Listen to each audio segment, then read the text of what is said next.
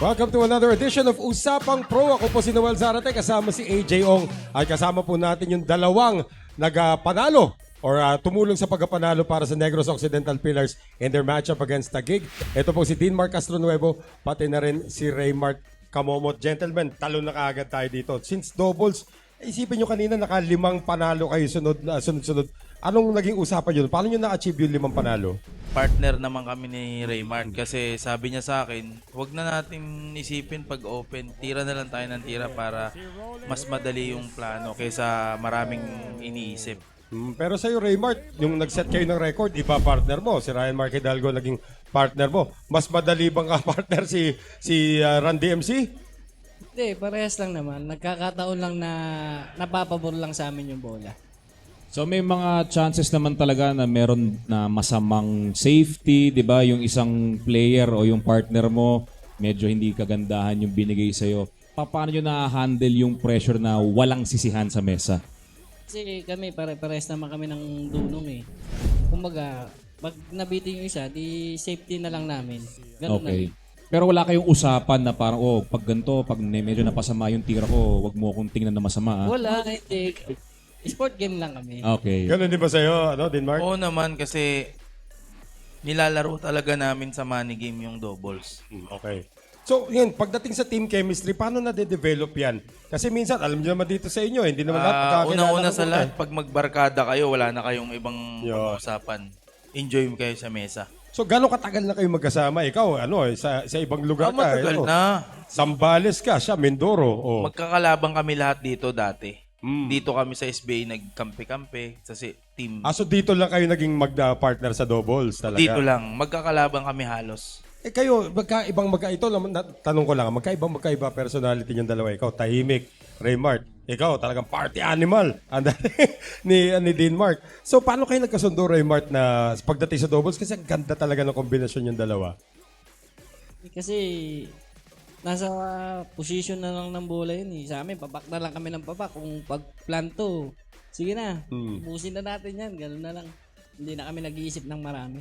Pero kadalasan, 'di ba, sa doubles, sino ang mas nananaig when it comes to the decision making? Yung mas senior ba? O sino bang nagbibigay giving way kung sino yung magdedesisyon sa tira? Wala. Halos pares lang kasi kami ng mga isip eh. Kumbaga, alam na namin, isa sa amin, alam na namin kagad ang gagawin namin. Tapos ngayon, kung magkamali man kami, wala kaming sisihan. Kasi nangyayari naman talaga sa laro namin yun. Ayun din nangyayari minsan din, Mark, na ito gusto ko, hindi, mas pabor tayo sa ganito. Tapos biglang execute niya. Tapos hindi pala yung tira, medyo hindi mo kamado, di ba? Paano yun? Siyempre yung kailangan, ang masunod, yung much better, yung mas mapapadali yung layout ng bola. Kasi pag sargo niyan, alam mo na dapat agad ititignan mo na lang kung paano yung position. Tapos ayun, para madali na siyang maubos. Ang ganda ng question ni AJ kanina tungkol sa safety play, Siyempre, may kanya-kanya kayong diskarte pagdating sa safety play. So, nag-uusap lang talaga kayo. Ito, dito natin lalagay pamato, doon natin lalagay yung object ball. Siyempre ang titira doon, yung mas nakakaalam nung tira na yun. Tapos, kung hindi naman alam nung titira, isi-share niya kung paano gawin. Doon magkakaroon ng teamwork. So, ngayong gabi, nakita naman natin yung teamwork na yon. Paano kayo nakakuha nga nung buwelong yun? Kasi dikit na dikit yung laban eh. Kasi ako, si Raymart, iba yung kumpiyansa ko pag siya kakampi ko. Parang feeling ko, madali lahat. Kasi kahit mabitin, grabe ito. Yung Alam naman natin na may kanya-kanyang style tayo, di ba? May mas aggressive, may mas gustong safety muna. So, sa inyong dalawa, sino yung mas aggressive? Sino mas safety player? Hindi, parehas kami aggressive eh. Parehas. Stupid eh. Kaya, pag pumalanto sa amin, papak kami ng papak eh. Okay. Kung umabot ng heel-heel, sino mas kalmado sa inyong dalawa? siya, Bakit ganon? mas mas matigas. Ako medyo nape-pressure pa ako eh. Normal naman yun. No, normal nga naman yun. So talaga, Si Raymart, sanay na to. okay. Kita naman natin, last night, di ba nga, yung mga tinira mo sa sais, yung mga cut shots mo, pati yung mga ibang safety, na grabe, ang tindi. Siyempre, nagpapasalamat din kami sa coach namin. Yun, isa rin. Sa Keep yung pag-handle niya sa amin. Maraming salamat, Coach Jojo Sanchez. Ito, isa pang tanong dito, anong kung pipiliin nyo? Isang mahirap na shot na ikaw ang titira o madaling shot na iiwan mo para sa partner mo? Pag ako tatanungin, pag naman feel ko na kaya ko, ako na lang titira. Okay. Pero pag hindi, siyempre, ipapasa ko sa kakampi ko. Set up mo na lang na mas mapadali sa Kasama kami. Kasi depende talaga sa pakiramdam yan pag nasa mesa. Hindi pwedeng gusto mo lang gagawin mo. Run DMC, maganda ang kwento sa'yo na kung paano mo nakuha yung Run DMC. Pero ikaw na magkwento. Dati, 10-man kami sa Lucky Break. Ang commentator si Manny Argonza. Money. saka si Kuya EJ, saka si Kuya Dennis. Dennis po. Dennis po. Oh. Ngayon, naglalaro kami, bago kami. Pasok sa 10-man. Mabilis kasi ako tumira Hindi, Singa namin. hindi ako gaano masyado mag-isip. Ah. Tira lang ng tira. Ayun, sabi ni Kuya Dennis sa akin, ngayon lang nakita ng ganitong pro player, masyado atang mabilis. Kaya yun, sinabi niya, pwede bang bansag na lang sa'yo ng moniker, Run DMC. Kasi lahat ng player na papasok sa 10-man, kailangan may moniker. Ayun. Pumayag naman ako kasi okay naman, wala namang kaso daw. Yeah, narinig mo kay Dennis yun. Pero I have to give credit kay Manny Argonza because katabi ko siya nung time na yun.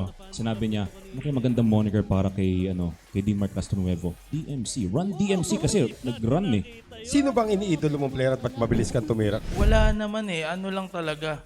Maraming mabilis pero nagulat ako, napaisa ako sa style ng mga nakagaya dati nila Jeffrey Ignacio, nila Jump Dennis.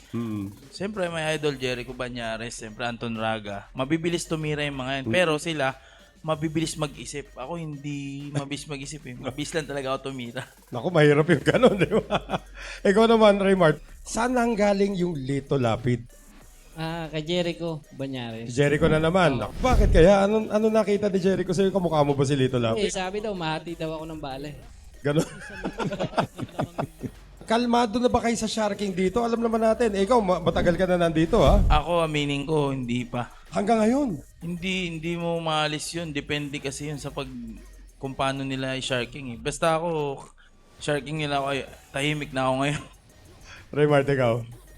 Wala boss, hindi ko naman sila pinakikinggan Yun. Basta ako, sige, pagbenta, backtapping ko na lang sila.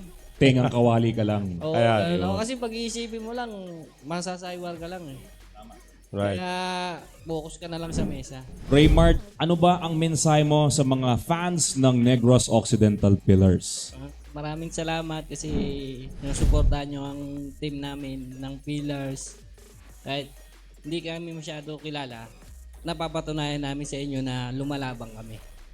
Nako, mas lalo kayo makikilala kasi ang ganda ng performance nyo simula nung year na to. Itong year na to. Ito si Grabe. Denmark, season 1 pa lang. Oo. Lalo na sa coach namin, kay Boss Jojo. Ano? Siya tumawag sa akin napa-oo ako kagad. Natatalo nyo na ba Bilang si... sa SBA? Nakalaban mo na ba si Jojo Sanchez? Hindi Sa pa ano? po. Di pa? Idol po yan. Naku, labanan mo yan. Yan ang Sharker. Okay, ikaw, Denmark, anong mensahe mo sa inyong mga fans? Nagpapasalamat ako una sa lahat sa bumubuo ng Sharks SBA, sa team owner ng Negros Occidental Pillars, siyempre kay Coach Jojo Sanchez at saka sa mga teammate ko. Siyempre sa fans, maraming salamat. Patuloy lang ang suporta sa Negros. See you on finals. Nox. Ayos yun. Dami ko. Ayan po mga kaibigan. Don't forget to follow all of our social media accounts dito po sa Sharks Billiards Association. At doon po nagwawakas ang ating Usapang Pro for AJ Ong. And of course, ang ating mga panauhin ngayon, si Dimar Castronuevo at si Raymart Camomot. Ako po si Noel Zarate. Keep watching SBA Season 2.